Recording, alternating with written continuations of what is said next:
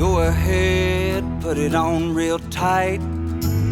Hope you brought your best tonight. They say they got the fireworks, yeah, they say they got the show. You're around the shoots, you're the best, so let's go. This is Texas Toast. I'm your host, Miss Helen. Kick back and enjoy as we toast the best from Texas.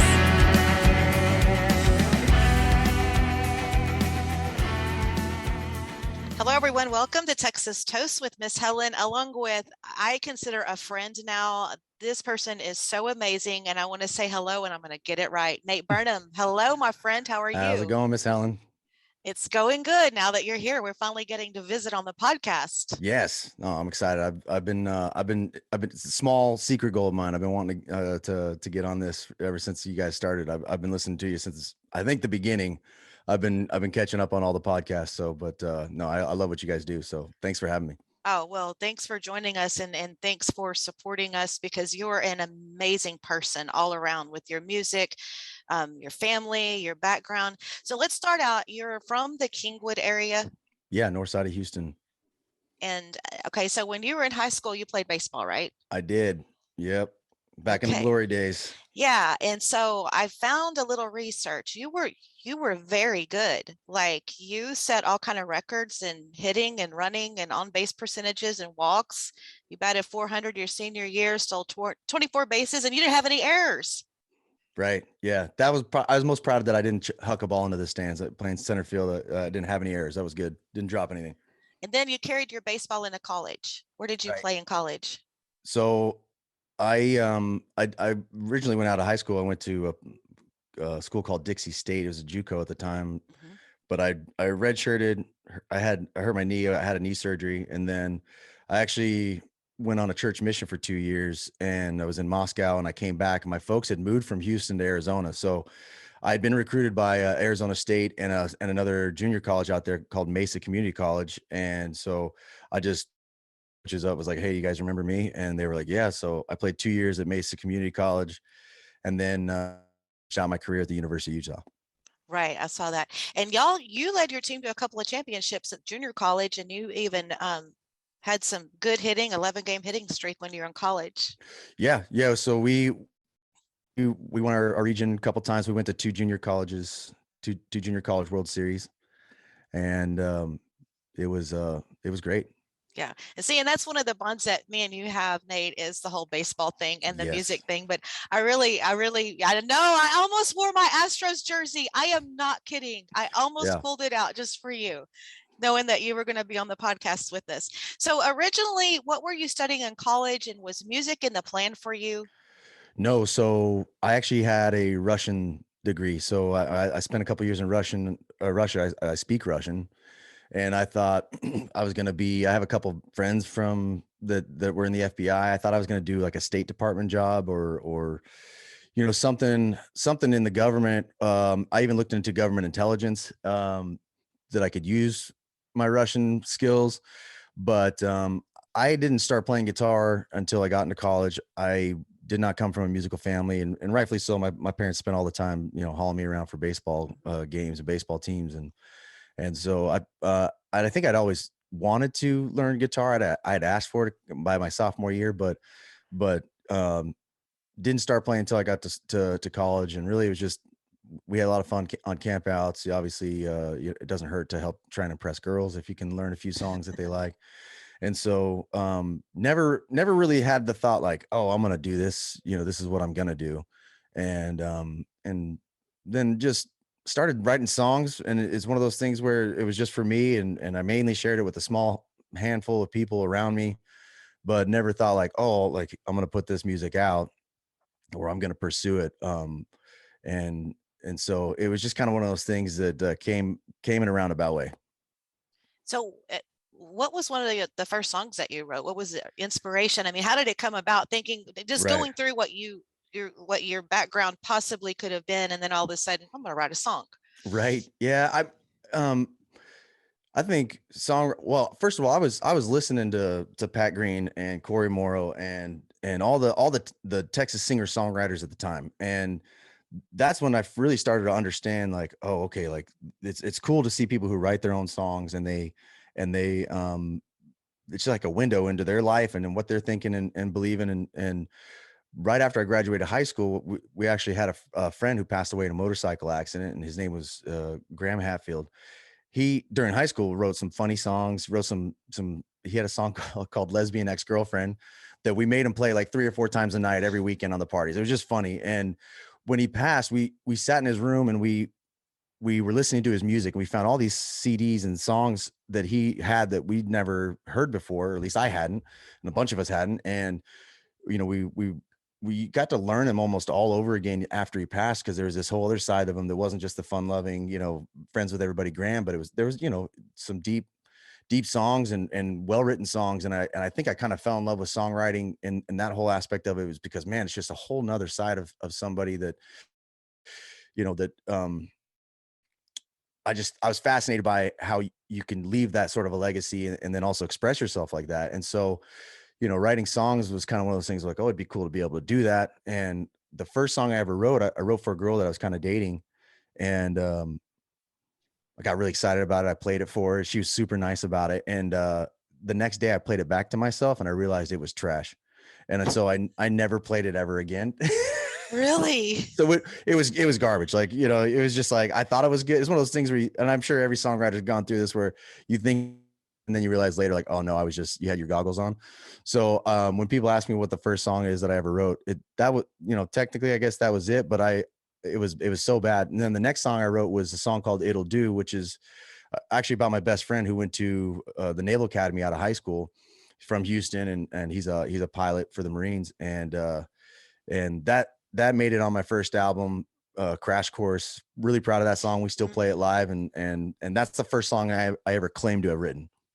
I listened to all your songs on Crash Course, and I just see your roots are so deep in that particular album. And so you probably know which 2 songs I'm going to bring up, don't you, already? Maybe Houston. Yes, for sure. Okay, yeah. And Naturalized Texan, yeah.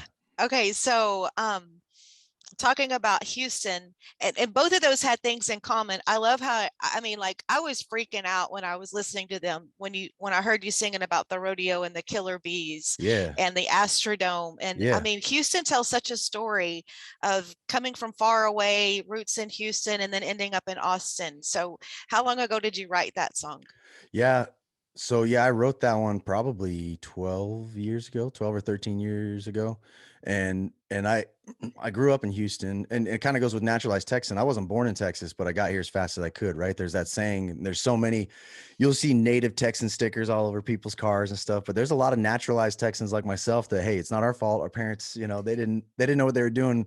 We were just born in another state. You know, but I moved to Texas when I was in 3rd grade. You know, and then spent the rest of my time there, and graduated high school from Houston. But yeah, and even since then, since graduating, I've lived a lot of places. I've gone and done a lot of things, and I haven't been able to, you know, really just stay in Texas this whole time. And so Houston, whenever people ask me where I'm from, it seems like I'm always kind of on the go. It's just like, you know what, like for me, Houston's home. That's where I grew up, and it doesn't matter where I'm living at the time. You know, just Houston's home to me, and I'm a huge Astros fan. I've been going to Astro games since they were in the Astrodome. Me too. You know, with Berkman and Biggio's. You know, even on my my college profile, so it says that Craig Biggio is my favorite player. And so, you know, for me, it's just, no matter where I'm at, no matter where I've lived, it's just Houston is where I'm from. So when that first album came about, where did you record? Did you do it independently? Did you have a producer? Right. How did you bring all that together? Yeah, I got really lucky. I have a buddy of mine. His name's James Kelly, who he was building a phenomenal facility in Houston called Wire Road Studios. It's in the Heights. Y'all go check it out if you haven't heard of it. I mean, the place is immaculate, and they do just a great facility. But a buddy of mine, and he was doing that at the time. So I was recording some songs with him. I looked up somebody on Craigslist at the time to come play fiddle, and I found a guy named Jody Bartula, who at the time was starting to play with some guy named Cody Johnson. I don't know if you've heard of him, but they were just starting out. and he got me other players like Kenny Jackson Jr. on guitar, Alan Huff, who plays keys for Roger Krager, and even Bree Bagwell came in back then. It was 12 years ago. She did some backup vocals on a few songs. And so they were Jody was kind of like the connection with all these good musicians.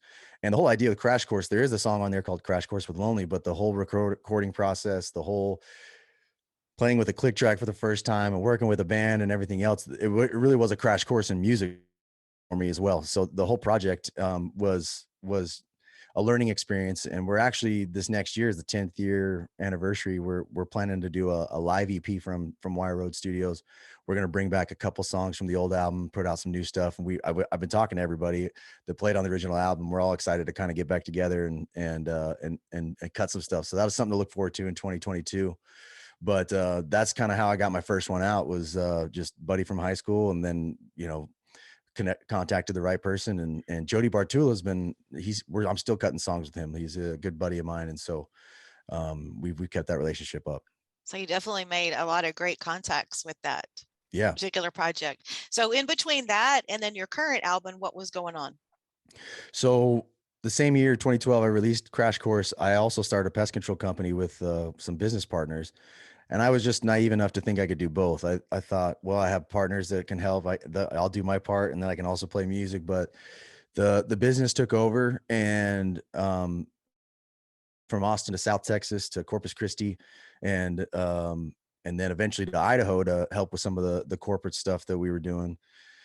And music kind of fell by the wayside. And I was still writing a lot of songs in the process, but just wasn't able to record. The only time I was playing music was I played some rodeos out in Idaho. I played a lot of weddings. I get asked to do a lot of private events and things, but didn't really have a good outlet for music. And kind of got to a point where I realized, like, man, I'm not doing anything with music at all. It's just the business is everything. And eventually I honestly wasn't super happy. I mean, we were successful, making money. It was safe. It was not, business wise, not a great decision to leave the company and sell it.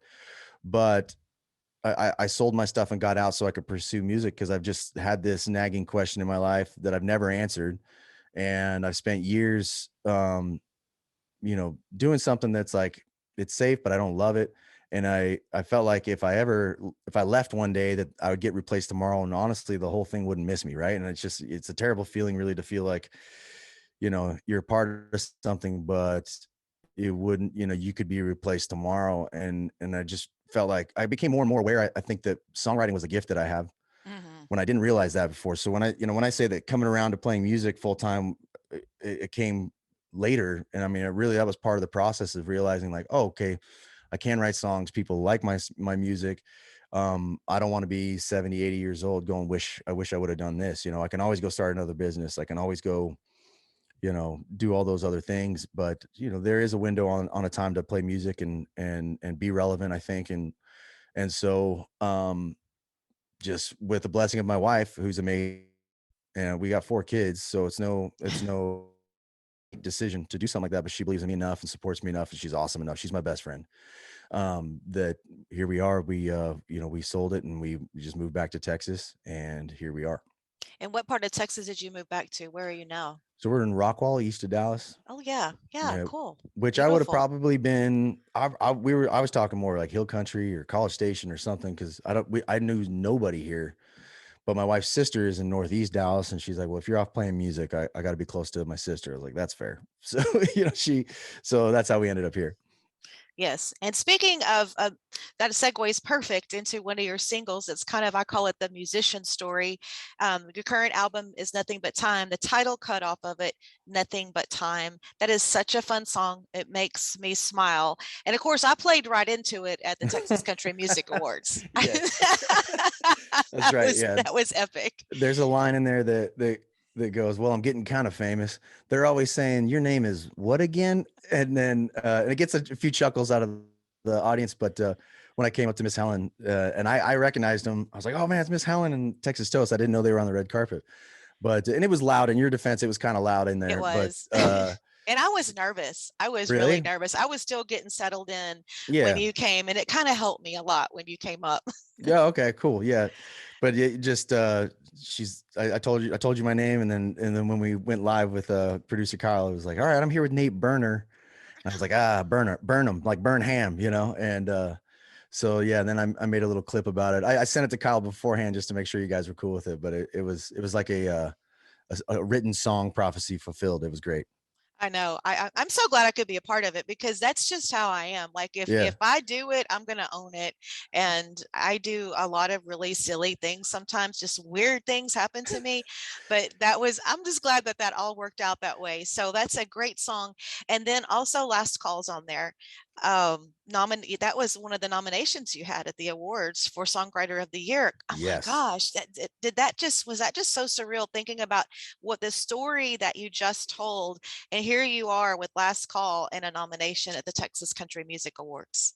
Yeah, that was definitely, yeah, it's a huge blessing because we made this big move, and the other thing is I sold my business in 19. We were planning on moving down early 2020, and then COVID hit and shut everything down. So we had decided to stay in Idaho, and so we kind of lost a year that way. Everybody lost a year, but we didn't move down until January of this last year. Once everything looked like it was starting to open up, then we decided, hey, we moved down here. We brought that snowstorm with us, and I apologize to everybody. I was the only one in my neighborhood that had a snow shovel though, so our driveway was immaculate. But somebody said that was a bad omen. I brought a snow shovel from Idaho, and then no snowstorm hit, so I apologize. But beginning of February, started playing and really just hitting open mics and starting to network and build relationships. And then, by the spring was gigging, playing shows 2-3 nights a week. And then by August, we had that nomination with Last Call. We put Last Call out on the Texas radio, I think in May. And so, yeah, with all the uncertainty and taking that big leap of faith to be able to have something like that, where Last Call gets the nomination and you get recognized, it is one of those moments going, okay, there's your validation. Right. Yes. It's one of many things that have helped, along the way. But that one didn't hurt at all. And it's such a great song. Thank you. And then we have your current single, I Got Game. Yes. Now I can't stop playing it, and I'm sending it out because both you and I are outdoor people. Yes. So it's like, mainly my sports fishing. I know you're an avid hunter. I'm not real good at hunting, but I can find the fish. But right. Oh my goodness, I sent that to my son. He loved it. I've sent it to my friends. They're sitting in their deer stands. I Got Game is just the best. You nailed it with we have to have our freezers full. Yep. Like when we start getting low, it's like, okay, all right, time to get replenished, because we try to share and give away, and we always do. Yes. But so tell me about where you wrote it, what you were doing when you wrote I Got Game.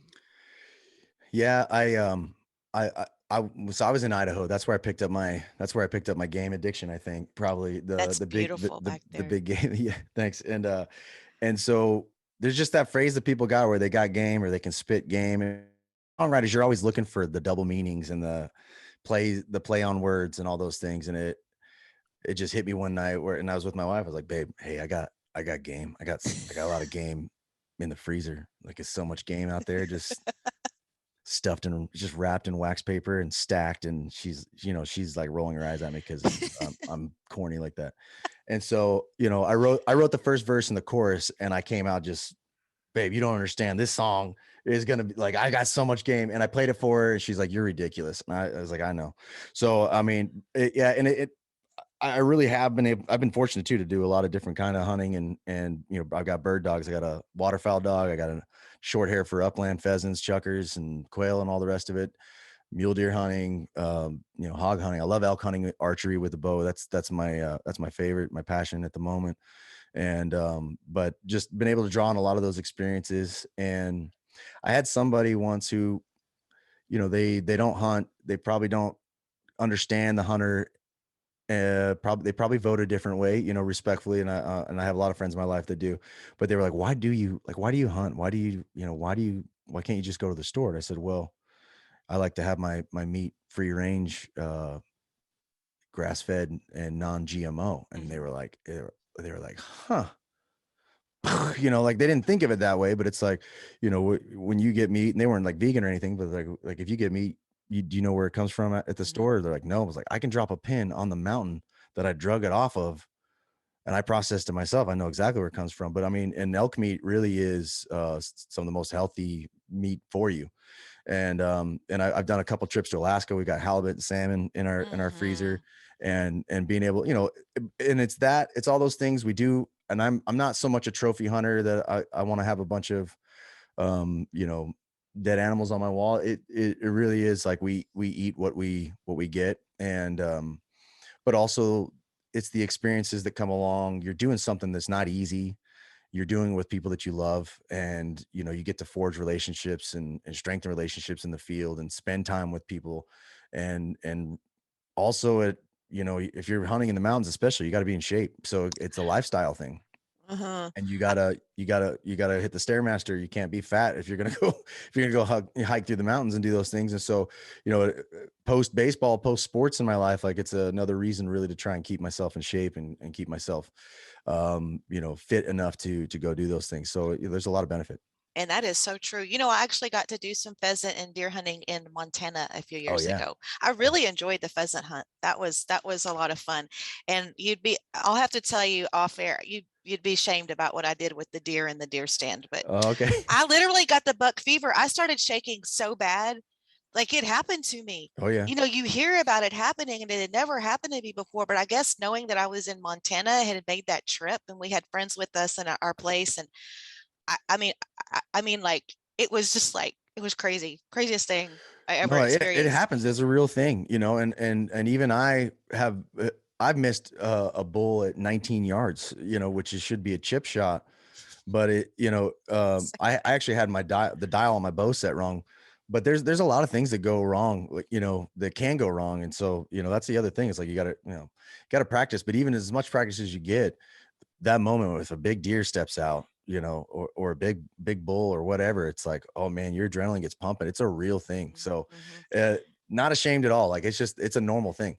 And you're so right about being in shape. And that's even the same thing with fishing. You got to have some agility on the boat and balance. And then especially offshore, when you hit, I mean, like before offshore season comes, and especially before our mermaid tournament, our ladies that fish our Yeah. offshore tournament, I'm working my arms.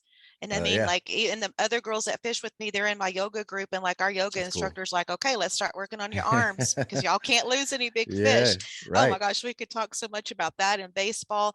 I wanted to move on to, speaking of that, I ran across another song you had, Mule Deer Anthem, and that Yeah. was a real rocking song. That was cool. Yeah, that came out of nowhere. This last spring. There's a guy named David Long who he actually have his book right here. But I mean, he's an author. He's written 4 books on mule deer hunting. In out west, he's written for big publications. I think like Eastman's Bow Hunting Journal and a couple of things. But he's been doing it a long time, well recognized, kind of a legend in the mule deer, which a lot of people in Texas probably aren't going to have heard of him, but Wyoming and all those places, he's done a lot. And my buddy, he's on one of his Facebook page has like 60,000 followers, and he had an idea to write a mule deer hunting song. My buddy tagged me in it, and I got game was recorded at the time. I sent it to him and just said, hey, if you need some help or whatever. So we got together on it, and he actually lives in Willis now, or somewhere down by College Station. And but we got together on it. His brother played guitar on it, and they wanted like a rockin', 80s thing. And I was like, okay, like I can't sing up here. I'm not like, wow, ACDC. I'm gonna buy, I can't do that. But like, if you want a country kind of, bluesy feel to it or whatever, we can try and mesh the two. And so, we worked on it for months and hammered out the songwriting part of it. And luckily I'd been mule deer hunting enough that I was able to help out a lot with just talking about the whole thing. But it was just kind of something that got thrown in the mix, and it turned out really good. And, so it is like a good rockin' mule deer hunting song. And that high country really, there's sometimes it's hard to beat when you're 9,000, 10,000, 11,000 feet up on top of a mountain, and you're looking for deer with binoculars and a spotting scope, and just being in that high country really hunting has put me in places that otherwise I would not have been if I wasn't hunting. I've seen sunrises and sunsets that I would not have seen. And I'm sure it's the same fishing, where just those moments Yes. where the water's so calm and the sun's coming up, and you just think, man, like I wouldn't be here if it wasn't for the opportunities that we have for hunting and fishing and getting to do those things, you know. And it's just things that you'll never forget. And so be able to put those in songs where people are going to be able to relate to it and listen to it on the way out, man, it's a huge blessing. And was really lucky to be able to do that with David and his brother. Yeah, wonderful. So let's talk about, you have 4 children Yes. outside of everything you do. So tell me about the kiddos. Yeah, so my oldest Presley turns 11 next week. I've got 8-year-old Hayes, 6-year-old Miller, and a 3-year-old Evelyn, or so 2 boys, 2 girls. Oh my And goodness. the oldest 3, they're all in jujitsu, and they love that. And our littlest right now, Evelyn, she's just a treat. She's at that age. She's just the sweetest thing and just cute as can be. And you know, we're loving it. It's a little weird to be past the stage of like we're done having kids, but it's all, you know, it's a lot of fun, man. I think being a dad is the best. My wife will say the same thing, but we love I just love going on adventures. The kids watch some YouTube, and so we would do a lot of adventures, and I would record them, and I put them on YouTube under a thing called Team Adventure Buddies. And I made it out like my kids, well, they thought they were like YouTube stars for a while because, you know, Oh. because we would go do adventures, and they'd be like, yeah, we're here, your Team Adventure Buddies, like and subscribe and comment down below. And they were doing all the YouTube stuff. And so we put out like 30 videos of us just doing fun trips, you know, and on cruises and different things we did. And then they realized that they only had 80 subscribers. And when they figured out what subscribers were, they're like, well, hey, how come nobody watches our channel? You know, kind of lost a little bit of its fun, but it was just, you know, it's a lot of fun. They're great travel buddies, and they love to hike and do things. And I love every minute of being a dad. Yeah. Are you seeing any baseball or singing, or do they sing along with your music? Or Yes. Miller, he's, you know, the third one, he sings along with all the words when one of my songs comes on, which is like, that'll melt your heart. Hayes is kind of like, he's a little speed demon. He's got dad's speed. I was playing catch with him one time. I was like, all right, I told my wife, like, I know he's in jujitsu, but we got to get him in baseball. He knows what he's doing.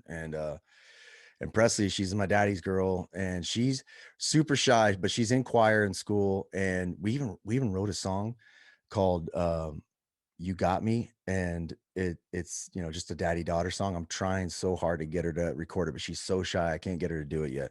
But if I can get her to do that one day, like it's a great little daddy daughter song. So they all have a little bit of music, you know, they love music, I think, like we do.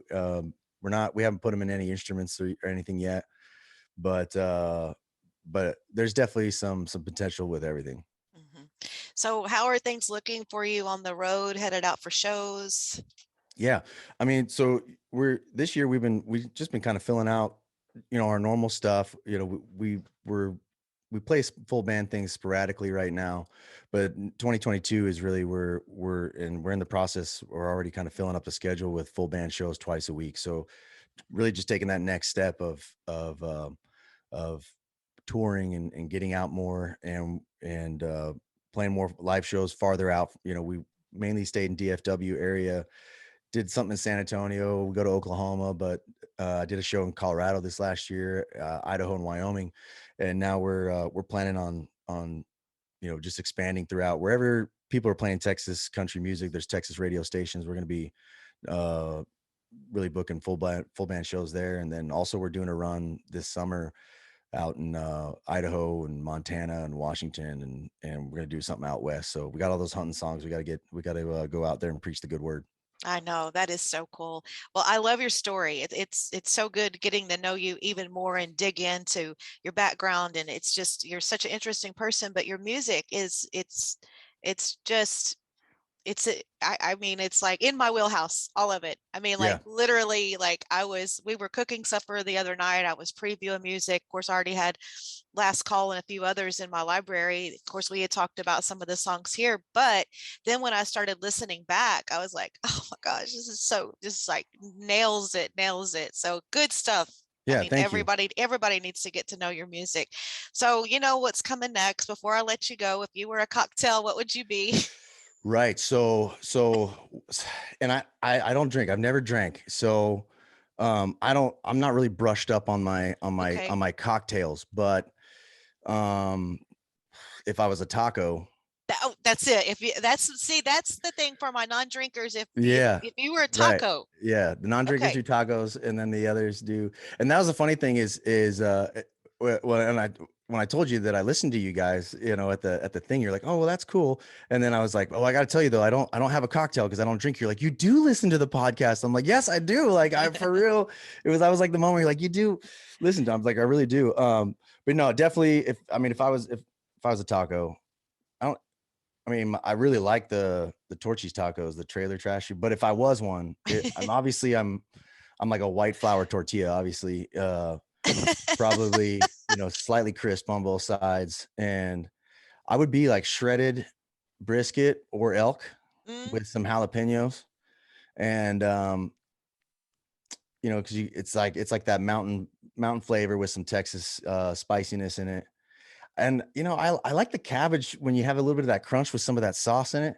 But I think that just comes from like the English Irish red hair. Like, I don't know if cabbage is a thing, but yeah, definitely. And it's and just medium size, not one of those like big burritos, not really one of those Right. small ones. I like them about like that. But yeah, I'd probably be like a shredded brisket, shredded elk with some jalapenos and a good like tomatillo kind of green sauce and sour cream.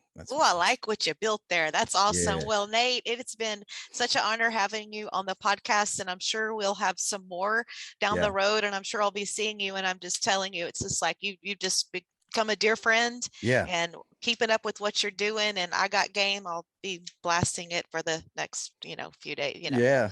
Everybody's going to have to listen. Everybody's having to listen to it. They know when they come around me, there's certain songs they're going to have to hear. Everybody loves it. Everybody loves it. That's in our wheelhouse. That's in our wheelhouse here. Okay. Yeah. And you guys, again, appreciate you having me on, and you've been just another blessing for me along the way, just telling us like, hey, we're doing the right thing. And it means the world to us to hear people who listen to music and they appreciate it and they hear the nuance and to hear people express it and pass it along. That's the biggest compliment. So I can't thank you guys enough, and just wish you guys the best. I'm doing the same thing, man. I'm telling everybody come listen to you guys because I think you do a great job. Both ways. Thank you so much, Nate. Thank you. All right, thank you. Well, you can go to hell